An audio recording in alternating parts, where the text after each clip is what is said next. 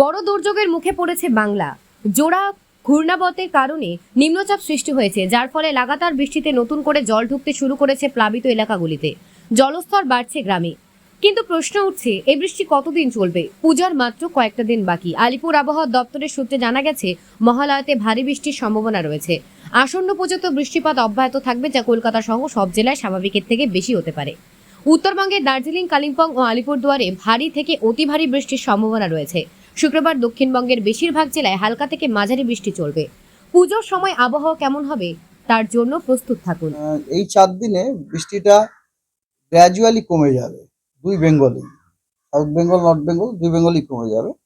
তবে আবার 1 তারিখ থেকে আবার দুই বেঙ্গলেই আপনার বৃষ্টিপাতটা আবার বাড়ার সম্ভাবনা আছে। এটা হচ্ছে গ্রস আর কি।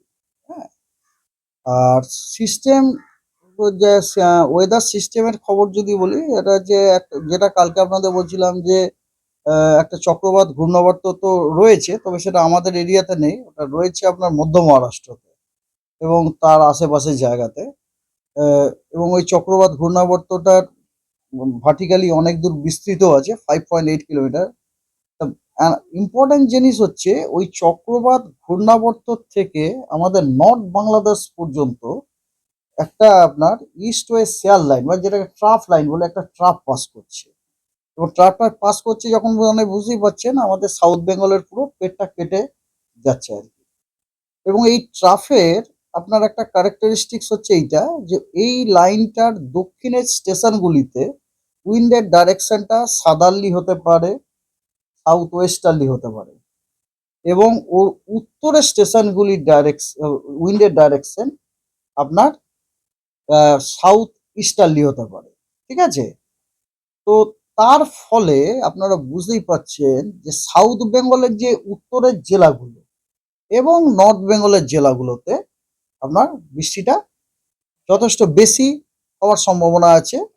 এবং তার কারণটা হচ্ছে কি, বিকজ ওই স্টেশনগুলোতে আপনার পুরো ইস্টার্লি উইন্ড যাচ্ছে, বে অফ বেঙ্গল ক্রস করে ইস্টার্লি উইন্ড যাচ্ছে।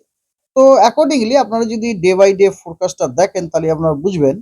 যেমন ধরুন 26 তারিখ আজকে সমগ্র দক্ষিণবঙ্গ এবং উত্তরবঙ্গের সবকটা জেলাতেই অধিকাংশ স্থানেই কিন্তু হালকা এবং মাঝারি বৃষ্টিপাতের সম্ভাবনা আছে।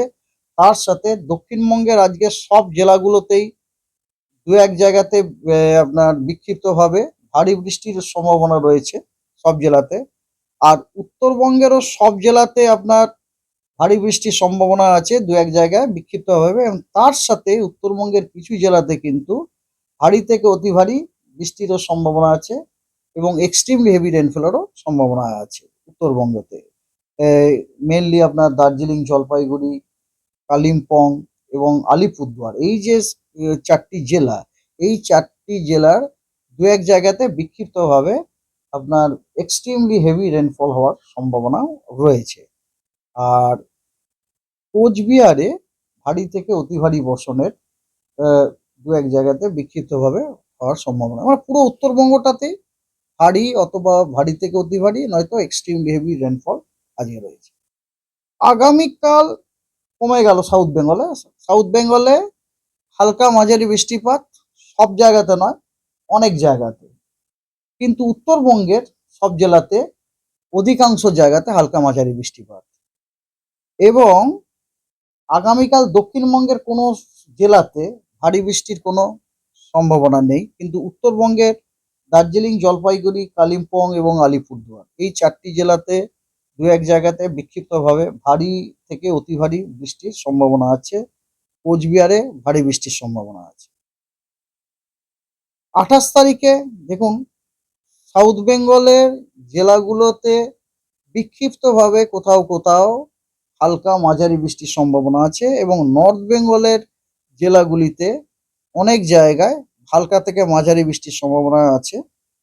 এবং কোনো ওখানে 28 তারিখে কিন্তু কোনো ভারী বৃষ্টিপাত বা ভারী থেকে অতি ভারী বৃষ্টি এর কোনো সতর্কবার্তা হওয়ার সম্ভাবনা খুব কম নেই।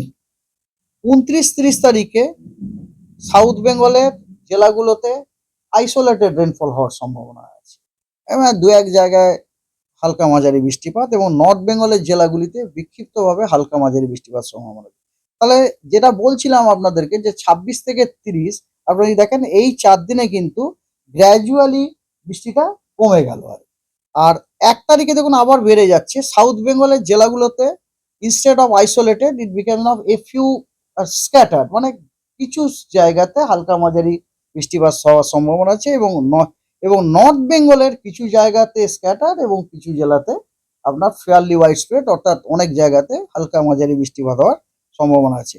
1 তারিখে ওটা সাউথ বেঙ্গলে আপনার 1 তারিখে বললাম, আর 2 তারিখে সাউথ বেঙ্গলটা স্ক্যাটারই থাকছে, কিন্তু আপনার নর্থ বেঙ্গলের জেলাগুলোতে অনেক জায়গাতেই ফেয়ারলি ওয়াইড স্প্রেড রেনফল হওয়ার সম্ভাবনা আছে।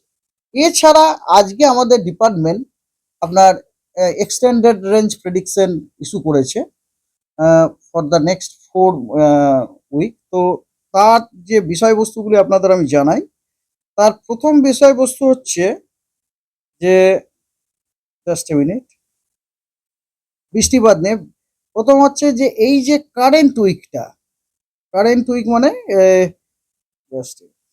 কারেন্ট যে উইকটা, যেটা 27 তারিখ থেকে 3 তারিখ পর্যন্ত, 27শে সেপ্টেম্বর থেকে 3 তারিখ পর্যন্ত এই যে উইকটা, এই উইকে কিন্তু দক্ষিণবঙ্গ এবং উত্তরবঙ্গ দুই বঙ্গেই কিন্তু বৃষ্টিপাত স্বাভাবিকের থেকে বেশি হওয়ার সম্ভাবনা। হ্যাঁ, অ্যাকচুয়ালি আমাদের এখন তো বুঝতেই পারছেন মনসুন ওদিকে উইথড্র করে দিতে শুরু করেছে, নর্থ ইস্ট মনসুনও ধীরে ধীরে ধীরে শুরু হবে আর কি। এই সময় আর এক ধরনের ওয়েদার সিস্টেম হয়, এগুলোকে আমরা বলি ইস্টার্লি ওয়েভ বলি। এই ইস্টার্লি ওয়েভগুলো সাধারণত ইকুয়েটরের কাছাকাছি হয়, কিন্তু এই ইস্টার্লি ওয়েভগুলো অনেক সময় অনেক নর্থ পর্যন্ত যায়। এবারে এই ইস্টার্লি ওয়েভগুলোর একটা অদ্ভুত আপনার ক্যারেক্টারিস্টিক আছে, আপনি দেখাচ্ছি, আপনি ম্যাপটা দেখুন। তাহলে কি যখন পশ্চিমবঙ্গে যেন নর্থ পর্যন্ত চলে যায়, তাহলে কি হচ্ছে আমাদের এই এলাকাতে হাওয়াটা কিরকম, হাওয়াটা সমস্ত আপনার ইস্টার্লি ওয়েভ। তো সেই কারণেই আপনার এই বৃষ্টিপাতগুলো আমরা পেলাম। এই যে কদিন আগে যে বৃষ্টিপাতটা হলো, don't think it is due to that সাইসার only, it is mainly due to this easterly wave. এর একটা সাইন্টিফিক নামও আছে, দিস দ্যাট ডাজন্ট ম্যাটার কি সাইন্টিফিক নাম, এটাকে আমরা বলি ইকুয়াটোরিয়াল রসবি ওয়েভ।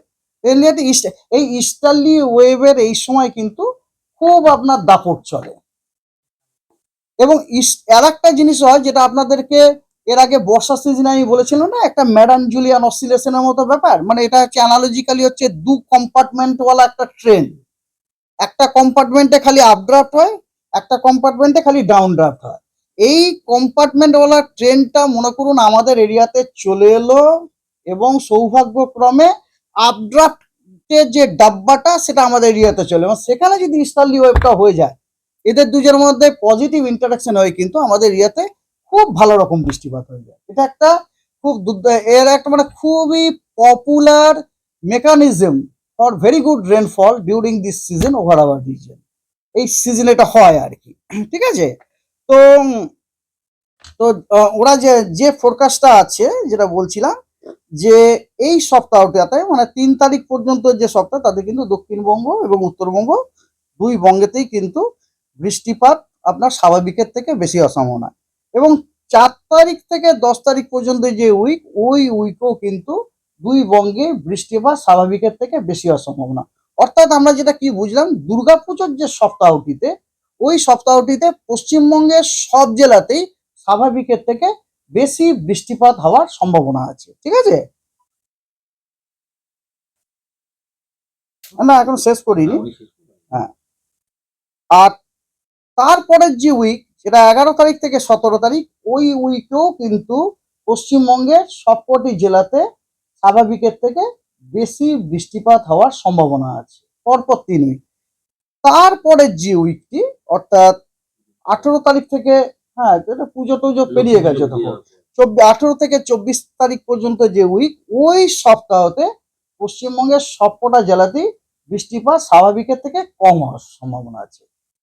অর্থাৎ উৎসব এখন কথা যে বৃষ্টি থাকবে, বৃষ্টি মানে যে সবসময় সাইক্লোন হবে তার কোনো মানে নেই, কিন্তু এরকম হালকা মাঝারি বৃষ্টি, মাঝে মাঝে এরকম ইন্টেন্স স্পেল এরকম কিন্তু হতেই থাকবে। পুজোয় বৃষ্টি, মহালয়ার দিনও বৃষ্টি, 2 তারিখ মহালয়ার ওর মধ্যে রয়েছে। আর এমনিতে আমাদের ডিপার্টমেন্ট এই অফিসও ফর্মালি একটা দুর্গাপুজোর জন্য ওয়েদারের বুলেটিন দেবে। ওয়েদারের বুলেটিন আমরা দেবো, এখন দেখি এটা কবে দেয়া যেতে পারে। তাও মোটামুটি পুজোয় বৃষ্টি আপনি বলে হ্যাঁ, বলেই তো পূজায় বৃষ্টি, দ্যাট ইজ ইন্ডিকেটিভ। এবং স্বাভাবিকের চেয়ে বেশি, এই স্বাভাবিকের বেঞ্চমার্কটা মানে কতটা হলে স্বাভাবিক? বা না না, ওটা হচ্ছে ক্লাইমেটোলজিক্যাল নর্মাল আছে, এই মুহূর্তে আমার মনে পড়ছে না আর কি কতটা আছে। ক্লাইমেটোলজিক্যাল নর্মাল আছে আমাদের জেলা, প্রত্যেক জেলার জন্য সব তার থেকে জেলাতেই বেশি, হবে। সব জেলাতেই স্বাভাবিকের থেকে বেশি। তার মানে কোনো ওয়েদার সিস্টেম থাকবে আর কি, ওয়েদার সিস্টেম থাকবে। আর এখন এই সময়কার one of the weather system হচ্ছে ইস্টার্লি ওয়েভ। ভেরি আমরা এটাকে আমাদের সায়েন্সের ভাষায় বলি very long amplitude, high amplitude easterly wave. Easterly wave বলে ইকুয়েটারের কাছে হয়, ইকুয়েটারের কাছে এরকম করে ইস্ট, ইস্ট মানে পূর্ব, হ্যাঁ, পূর্ব দিক থেকে ওয়েস্ট ওয়েভ আসছে, এরম এরম এরম এরম করে এরম এরম করে বসছে। এবারে ধরুন এই যে ওয়েভ গুলো, এটা যদি মনে করি ইকুয়েটারে খুব কাছাকাছি থাকে, আমাদের এরিয়াকে অত ডিস্টার্ব পাবো না। কিন্তু ওটা যদি অনেক উত্তর পর্যন্ত চলে যায়, তখন কি হবে, যত উত্তর পর্যন্ত যাবে তত উত্তর পর্যন্ত আপনার ময়েশ্চার লেডেন ইস্টার্লি উইন্ড গুলো, সাউথ ইস্টার্লি উইন্ড গুলো যাবে, এবং সেখানে কনভেকশন হবে এবং সেখানে বৃষ্টিপাত হবে। তো এই সিজনটা কিন্তু it is a very very, এই সিজনের স্পেশালিস্ট সিজন, এই সিজনে কিন্তু এটা হয়ে থেকে থাকে। এবং অলরেডি আমরা দেখতে পেলাম এই যে বৃষ্টিপাতটা হলো, এটা হচ্ছে ভেরি হাই অ্যাম্পলিটিউড একটা ইস্টার্লি ওয়েভের প্রভাব। ইস্টার্লি ওয়েভের একটা সাইন্টিফিক নামও আছে, এটাকে আমরা বলি ইকুয়াটোরিয়াল রসবি ওয়েভ।